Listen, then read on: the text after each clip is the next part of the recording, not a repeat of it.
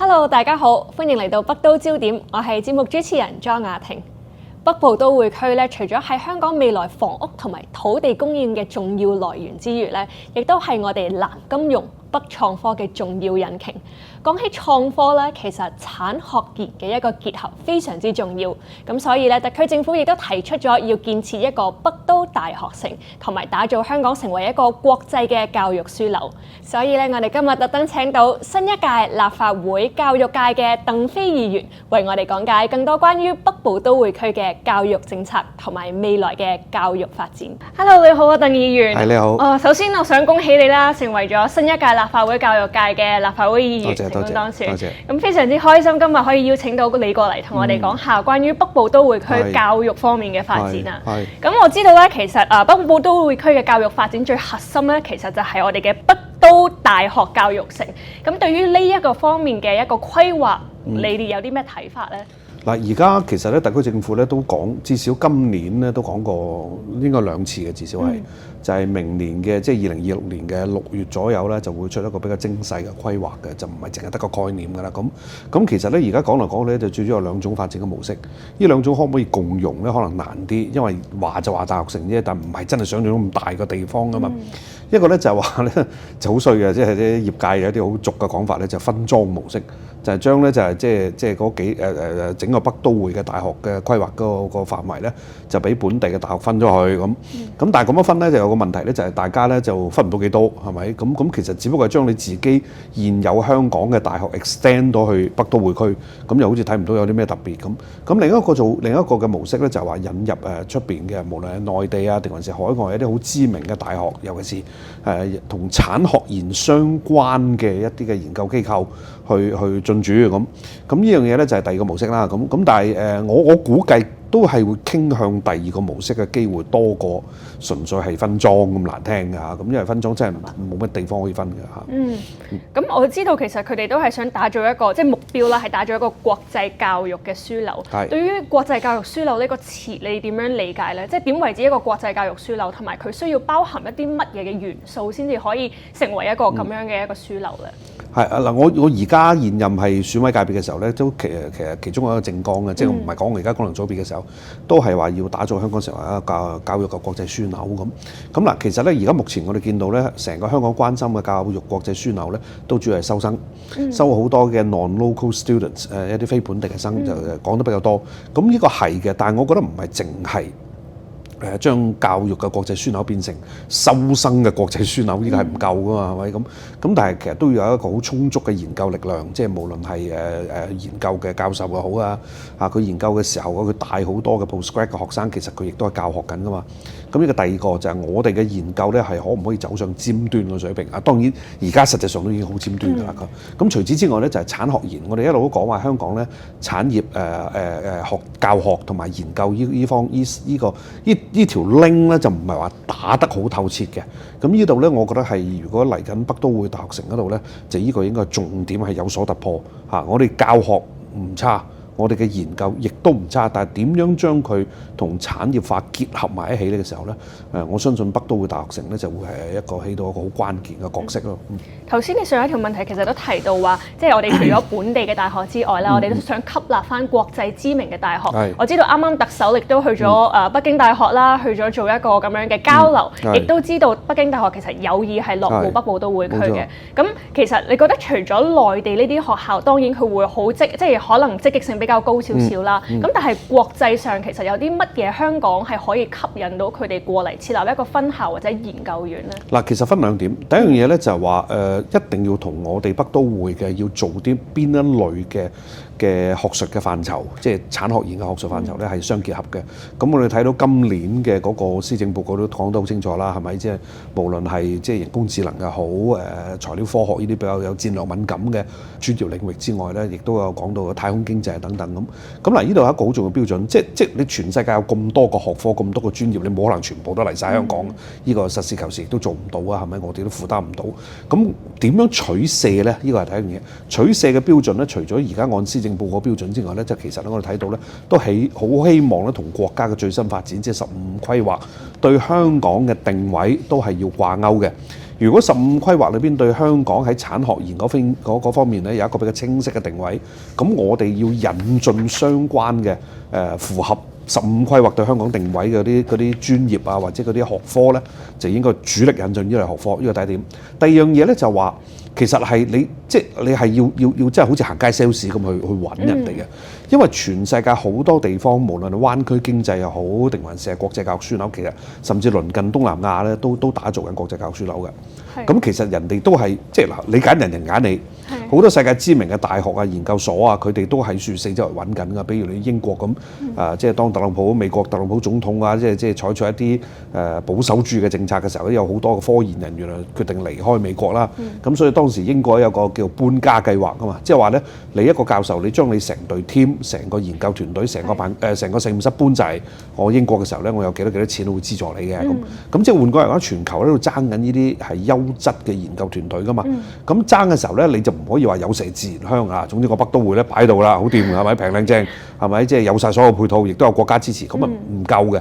可能真係要組織一啲嘅一啲即係講得俗啲跑街數嘅隊伍，去真係主動去接觸呢啲符合我頭先所講嘅15規劃對香港定位嘅嗰啲行業啊，或者嗰啲專業領域去揾佢哋，因為你每一個嘅專業領域咧喺世界上面排 top 10嘅教授，即係來去都係嗰啲嘅啫嘛。咁你就主動去揾佢咯，就即係掹佢過嚟咯。咁我哋揾嘅同時，其實可能譬如話隔離新加坡都揾，咁佢哋嘅優惠政策可能更加多嘅喎。咁所以咧喺揾嘅過程之中咧，就大家要比拼啦。咁啊當然唔係話鬥平嘅咁啊。咁始終香港有一個地緣上嘅優勢咧，係即係東南亞嘅國家係冇辦法比嘅，就係我哋後邊就係整個大中華區啊嘛，即係唔係淨係灣區咁簡單，成個中國喺處啊嘛。咁即係話你如果你做科研又好，將科研嘅成果變成產業化都好啦，後邊嘅 backup 係好大嘅，無論市場嘅 backup 定還是後勤 logistic 嘅 backup， 定還是更加勁嘅啲教學人員啊、教學助理嘅 backup 咧，都係完全係可以做得到噶嘛。咁呢個咧就要突出我哋呢個賣點咯嚇。咁我哋講緊話北部都會區建設，其實都係想深港兩地其實有一個互補嘅優勢，有一個融合。咁其實譬如話北京大學咁樣啦，佢落戶深圳同埋落戶香港，其實有咩分別咧？即係對佢哋嚟講，其實可能深圳佢好多 policy 上面或者係規劃上面嘅嘢係更加便捷、更加方便、銜接更加好嘅喎。冇錯。嗱，其實始終香港個平台係國際化。北京大學喺深圳都有研究院，係咪？咁如果喺香港嘅北都會嗰度設立多個研究院嘅時候咧，即係其實佢本身就已經係好似對接起嚟啦，同深圳嘅研究院。咁而香港嘅國際化咧，第一國際融資嗰方面啦，即係我哋可以帶更加多嘅無論係即係風投又好，天使基金，因為你要將個產品將個科研嘅成果轉變成產業化咧，你要有投資者噶嘛，係咪？即係各級嘅投資有噶嘛，你上市只不過最後啫，有風投啊，有天使基金啊，嗰啲要投資。咁呢個香港係好成熟嘅。咁另外一樣嘢咧，就話喺個 IP 啊或者知識產權啊嘅保障嗰方面咧，我哋更加國際化，咁保障嘅程度會更加高。咁至少呢兩點我哋發揮到。咁同埋咧，我哋進一步吸引更加多國際嘅科研人才嚟咧。嗱，佢哋有好多科研人才咧，佢哋可能係佢願意去參與到大中華區嘅科研同埋產學研裏邊，但係佢哋可能會優先諗住嚟香港，就唔係去內地噶嘛。咁嗱，依個香港咪可以即係有個節流嘅作用咯。我都知道啊，因為我自己係北京大學畢業嘅本科，咁我好多朋友其實讀完之後咧都想過嚟香港發展，只不過係可能香港可以提供到俾佢哋嘅機會，相對地係冇咁多嘅，即係可能人工啊或者住宿方面啊，其實都會爭少少。我都知道其實咧，你有提出過，其實住宿問題係人哋選擇嚟唔嚟香港做一個科研一個好大嘅因素，留唔留學香港同埋遊學香港呢個品牌好重要嘅決定性因素。可唔可以解釋下呢個住宿嘅問題？你覺得北部都會區可以點樣解決？即係除咗話政府係可以即係有啲類似內地嗰啲孵化基地咁樣，即係提供一啲後勤即係住宿嘅個優惠便捷嘅條件去吸引人之外咧，咁嗱同時咧香港都係一個好市場程度好高嘅城市嚟㗎嘛。咁如果北都會真係即係變得好熱火朝天，好多科研人員都進駐嘅時候，其實大家唔需要擔心本地嘅地產商睇唔到樣嘢嘅。本地嘅地產商甚至乎本地嗰啲咧，嗰啲做啲即係唔係淨係大地產商啊，包括中小型嘅地產商都好啦，或者啲新界啲村屋都好有特色噶嘛。即係好簡單，好多啲港漂同學咧，佢嚟到香港，佢根本佢就唔係諗住住大學個宿舍，我就係想住村屋噶嘛。即係喺西環，即係如果你係喺港大嘅，就中意啲西環啲舊樓。如果喺科大或者中大咧，有時我就特登係去租啲村屋嚟住噶嘛。咁所以咧，即係其實咧，嗱，如果深圳嗰方面咧，始終北都會隔離就係深圳啊嘛。咁如果喺深圳嗰方面咧，要有所配合，可以有一啲嘅類似於公寓咁樣去提供俾呢啲科研人員住嘅，呢個係一個選擇。而另一方面，香港嗰度咧，我覺得就未必需要係同樣打造呢啲咁嘅公寓嘅，可以其實咧突出我哋自己有特色嘅住宿嘅賣點啊，係咪？住村屋都過癮嘅喎，咁即係其實睇下點 sell 嘅啫，我成日覺得。咁但係其實而家香港其實科學園都係咁啊，都係咁樣嘅孵化模式，都係一個孵化基地嚟嘅喎。咁點樣避免即係北部都會區嘅呢一個大學城變咗做科學園咁樣嘅一個項目咧？其實咧，我覺得咧就唔一定係需要刻意去避免嘅。咁其實咧，你無論科學園又好，定還是有一啲嘅即係你做西貢將軍澳區議員，你知啦嚇，即係嗰邊都有工業園噶嘛。咁其實咧有嗱科學園咧，即係尤其沙田嗰度都幾逼爆嘅，其實係嚇咁就算數碼港都係嘅咁即係其實見到呢個創科帶動嘅經濟咧，其實個需求係好高嘅。咁我覺得又唔需要話刻意擔心話，會唔會大家嘅功能重疊啊？咁如果市場需求供不應求嘅時候重疊，亦都冇所謂嘅，我覺得係。明白。咁我知道特區政府其實喺2026年嘅上半年咧，其實都會將呢個藍圖係即係好詳細咁樣發表出嚟嘅。咁喺呢一個由今日啦去到佢哋發表之間咧，會唔會諮詢其實立法會啊，又或者係教育界嘅議員，即係問下你哋相關嘅意見咧？嗱其實最當務之急咧就係肯定係2月份嘅財政預算案。財政預算案嗰度點都會有啲牽絲㗎，係咪？即係如果你真係要將佢變成一個落實做一個具體嘅規劃嘅細緻圖嘅時候咧，咁你要揼錢落去㗎嘛，係咪？咁由大片區開發變成還是斬碎佢化整為零變成細片區咧？咁其實相關嘅政策、相關嘅啲財政撥款啊，或者一啲內心基金咧，會唔會喺2月份嘅嗰個預算案裏邊已經顯示出嚟？呢個第一點。第二點咧就其實呢個咧北都會一個唔係淨係大學城咁，佢一個整體規劃㗎嘛。咁我相信咧好多嘅事務委員會，好多嘅 panel 啦，即係無論教育事務委員會啊，或者一個資訊科技委員會咧，佢都會傾呢個問題嘅嚇。咁所以其實機會仲有好多嘅，即係討論嘅機會仲好多。咁即係而家呢一屆咧，即係而家我哋1月1號係新一屆啦。咁而家呢一屆嘅時候，其實討論多唔多嘅咧？關於呢一個計劃多㗎，而且個討論好多時咧，其實係特區政府主動提出嘅。即係無論佢喺 panel 事務委員會裏邊提出咧，最經典咧就係咩咧？就係特首透過特首答問會裏邊去主動提出呢樣嘢都有嘅。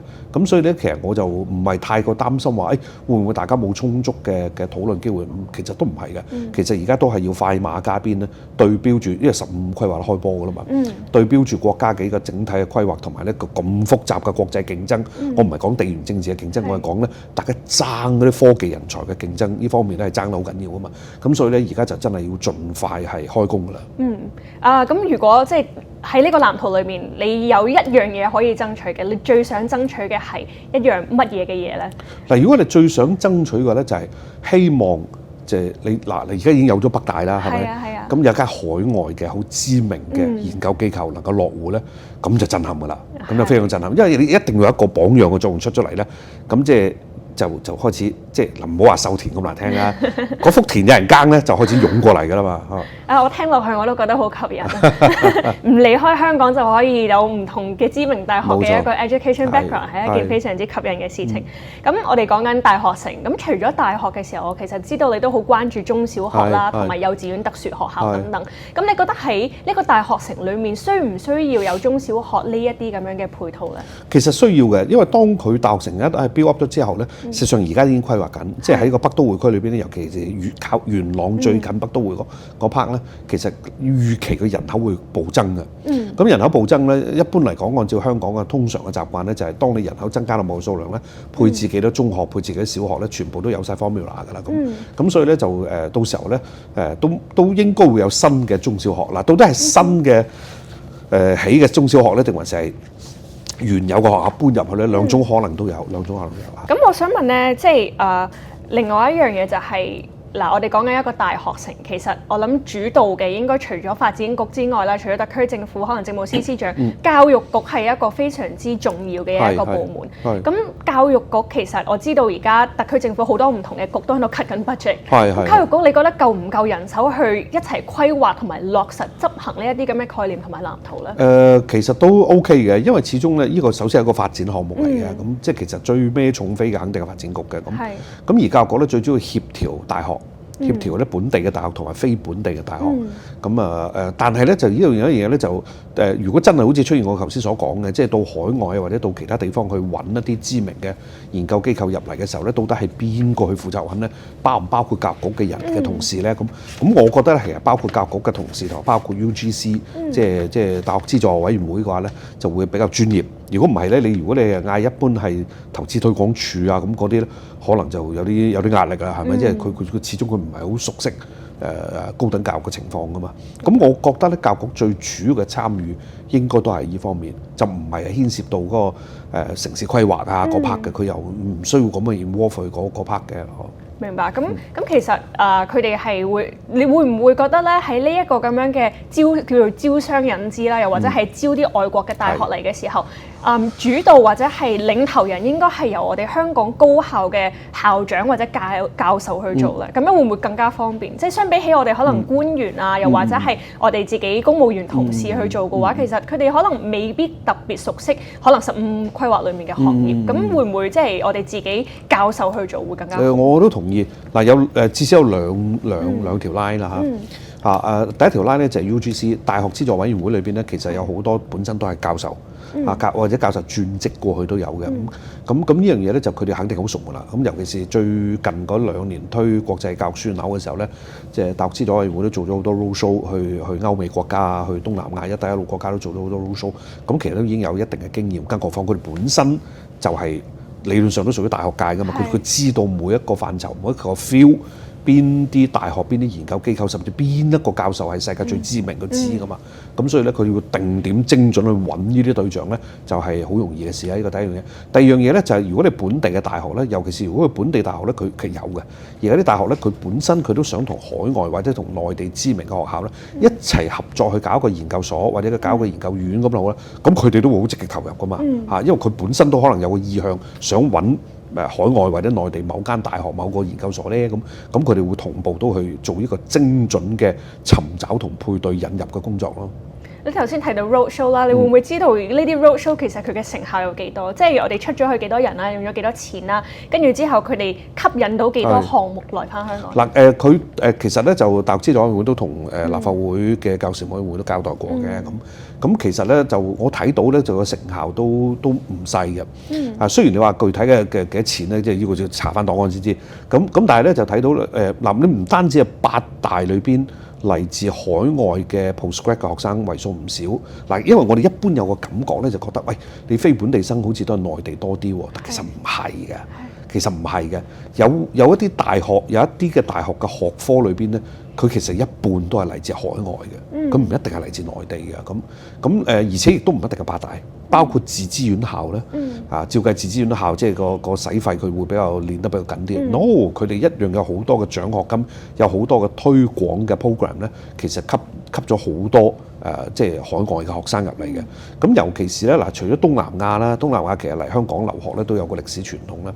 你一帶一路，尤其是中亞一帶嘅國家咧，其實係哈薩克斯坦啊嗰啲咧係中意嚟香港讀書嘅，係中意嚟香港。唔單止係讀我哋諗到好熱門嘅金融啊、創科之外咧，仲話係好中意嚟讀係即係我哋講所謂教育學或者師範嗰樣嘢嘅。咁甚至咧就即係哈薩克斯坦同我哋嘅教部門咧都簽咗一啲 MOU 啊咁樣嘅，就係即係幫佢哋嘅同學咧就係訓練佢哋嘅老師嘅嚇。咁所以咧唔一定係咁寡全部嚟自內地嘅啊。咁我哋再講翻一個留學香港嘅品牌啦。咁其實除咗大學，頭先我哋提到㗎啦，我哋亦都有中學、小學咁樣。咁中學我哋有 DSE。咁你認為其實喺一個 DSE 喺全球嘅認受度係去到咩程度咧？咁同埋第二個問題就係、即係DSE 相對係 A level 或者係 IB， 又或者係其他唔同高考啊，內地嘅高考咁樣，佢嘅優勢係喺邊嘅咧？因為我自己有讀過IB 嘅課程啦，咁我亦都有朋友係讀 DSE 啦，咁其實我又冇覺得即係好特別喎，即係 DSE 呢個課程。比較複雜啲。DSE 呢個國際認受性咧，一個好重要指標就係有幾多海外嘅大學承認。咁呢個喺考試評核局個網站上面全部公開嘅。好多嘅幾百間。咁而且亦都唔一定係嚟自英語國家，日本啊、韓國都有嘅，都好多嘅。咁而且陸續仲增加緊。咁呢個係好重要嘅，因為如果你海外嘅大學佢都唔承認你嘅時候咧，咁你就真係得個餃子啦。咁而且我所講嘅海外嘅大學承認咧，有好多海外大學甚至based on DSE 嘅嗰個成績咧，列埋佢個 entry requirement， 即係嗱，如果你用 DSE 去報我呢間大學，你要達標，最起碼嘅成績要達到咩成績？佢全部公開嘅。咁所以咧，即係其實我而家睇到咧，就係你上考評局個網站完全係個透明度極高嘅。咁呢樣嘢咧係令人好鼓舞嘅。咁而DSE 咧，咁佢好，你頭先問問題非常好嘅，就係同高考啊、IB 啊、A level 佢點比咧？咁嗱，DSE 咧最大嘅優勢咧就係雙語。因為你內地係中文，唔會用英文去考其他科噶嘛。其他嘅考試咧，基本上用外語，主要係英文啦，就唔會用中文噶嘛。但係 DSE 咧，你可以揀用中文考得，你可以揀用英文考得，呢個最大嘅優勢。咁而有冇佢嘅局限性嘅咧？都有。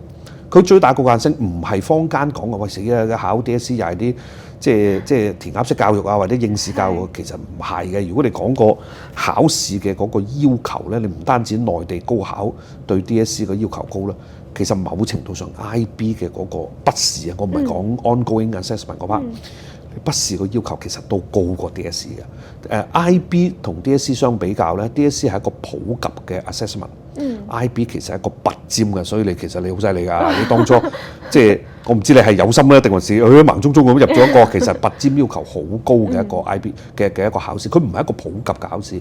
即係你將 IB 去做一個普及教育咧，除咗個學費成本之外咧，我扣除嗰樣嘢咧，其實唔係個個讀得掂嘅，唔係個個讀得掂嘅。咁因為佢要求高啊嘛。咁所以喺咁嘅情況之下咧，就其實 DSE 咧就佢個最大嘅局限性唔係在於佢個學術嘅水平要求好高 ，no 唔係咁嘅意思，而係佢咩人少。嗱，因為你內地高考2000幾萬人考，A level 100到120萬左右，IB 我唔知，但係 IB 全世界㗎嘛，個數都唔會少㗎嘛。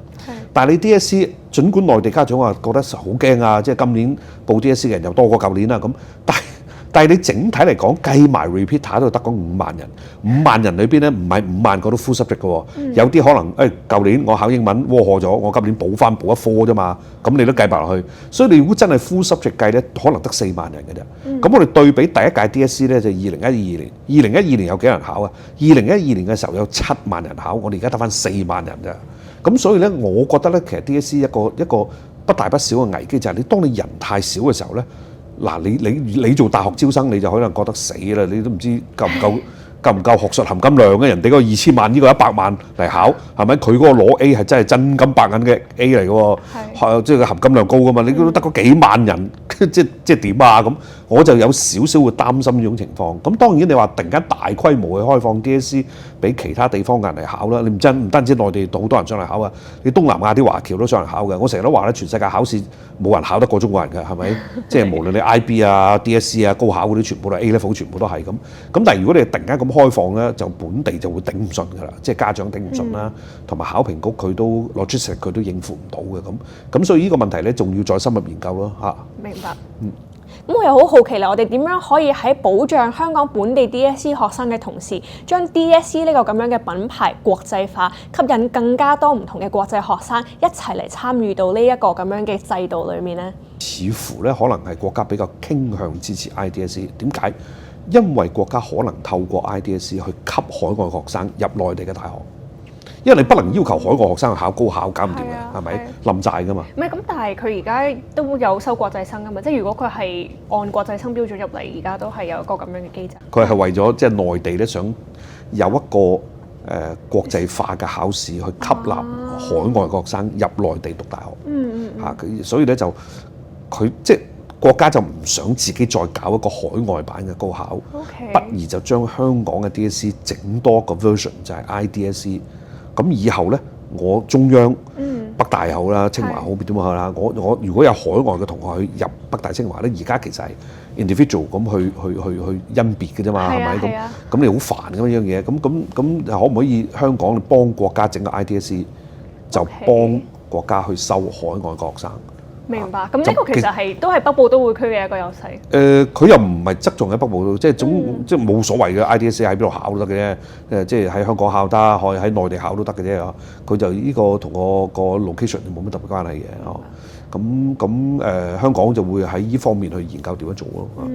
咁同埋所以我覺得呢個好似有少少保密嘅，都爆出嚟，唔緊要啦，冇所謂都唔係因為我見到其實我哋講緊話係其實好急啦，發展北部都會區。咁但係即係我哋又講緊話北京大學已經話要落嚟啦。咁但係我哋地都好似未平整好。咁呢個時間藍圖，呢個時間線，你點樣去？你嘅 expectation 係點咧？